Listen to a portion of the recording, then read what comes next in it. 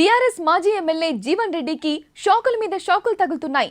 మొన్న ఆర్మూర్లో జీవన్ మాల్ కు ఆర్టీసీ తాళం వేయగా ఆయన హైకోర్టుకు వెళ్లి రీఓపెన్ చేయించుకున్నారు. ఇక తాజాగా జీవన్ రెడ్డితో పాటు ఆయన కుటుంబ సభ్యులపై చేవెళ్ల పోలీస్ స్టేషన్లో కేసు నమోదైంది. తన భూమిని జీవన్ రెడ్డి కబ్జా చేశారని దామోదర్ రెడ్డి అనే వ్యక్తి పోలీసులకు ఫిర్యాదు చేశారు. దీంతో పోలీసులు జీవన్ రెడ్డిపై 6 సెక్షన్ల కింద కేసు నమోదు చేశారు.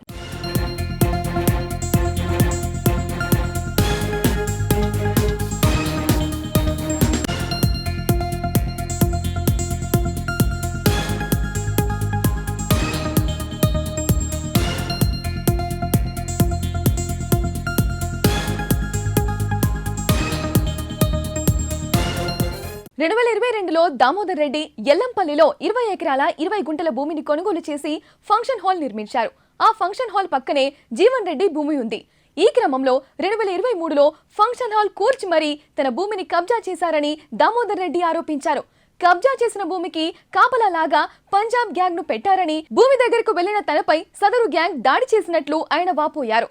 మారణాయుధాలు చూపించి తనను భయభ్రాంతులకు గురి చేసినట్లు దామోదర్ రెడ్డి పోలీసులకు తెలిపారు. పోలీసులు కేసు నమోదు చేసుకుని దర్యాప్తు చేపట్టారు.